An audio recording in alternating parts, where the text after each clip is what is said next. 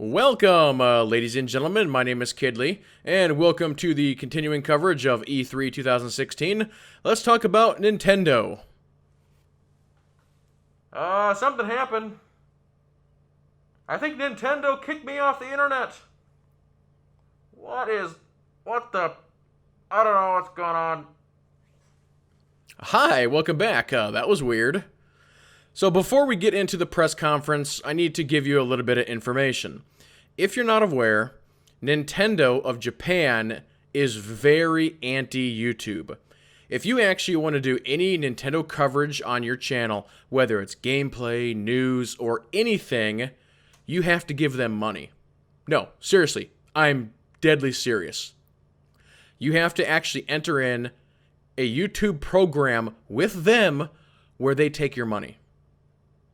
I kid you not.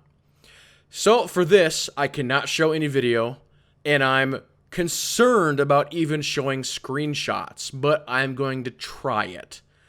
If I get copyright claimed, I'll have to take the video down and redo it. So that is going to be my plan. So now that we have that out of the way, Nintendo only showed 2 games. First one being Pokemon Sun and Moon, which is going to be their new Pokemon game. It's a huge franchise, makes a lot of money. You know, it's understandable that they would want to talk about it. And so, if you're a Pokemon fan, I'm sure you're going to pick up and you're going to love this game. You know, it's a lot of the same stuff that they've been doing for years. I'm trying to think. I think the last Pokemon game that I, really played seriously was probably back when I was in middle school or high school on, the Game Boy or something.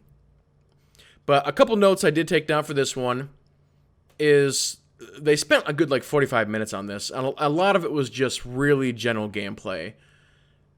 So they introduced a bunch of new Pokemon, they showed off some of the new trainers, they showed off a new battle mode, which is a 4-trainer battle royale. So instead of doing just the one-on-one thing, one Pokemon versus one Pokemon, it's actually 4 trainers, and they're at the same time, each with their own Pokemon, and you're able to attack any of them. But other than that, like I said, it's your standard Pokemon game. You start out as, I guess, the new trainer, and you have your level 1 Pokemon, and you're just exploring and capturing new ones and training and doing battles, and, I'm not sure what more I can say on that. It's, it's a Pokemon game.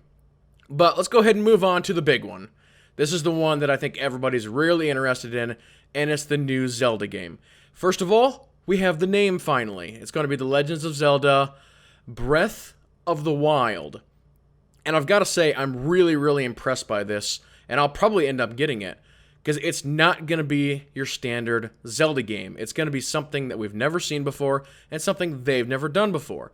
This is very much an open world RPG, with stuff like loot, and item durability, and a full climbing system. You can climb trees, rocks, mountains, any of that stuff.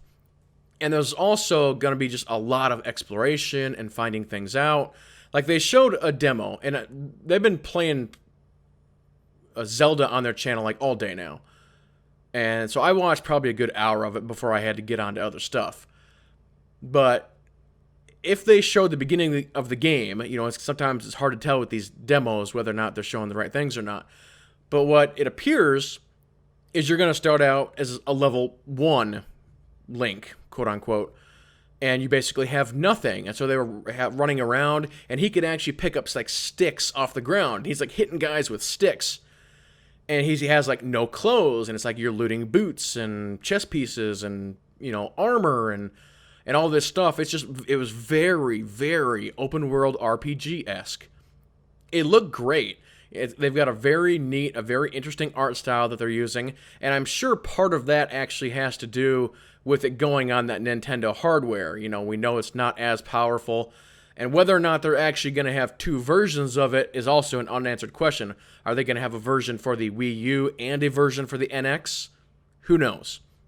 If they do, the NX version is probably going to run better, but I think I'll probably get it for the Wii U because that's the system that I have. A couple of other really interesting things that they had was down in the lower right, and I'm going to try and put it on screen here so you can see it at least a little bit. Again, screenshots, no video.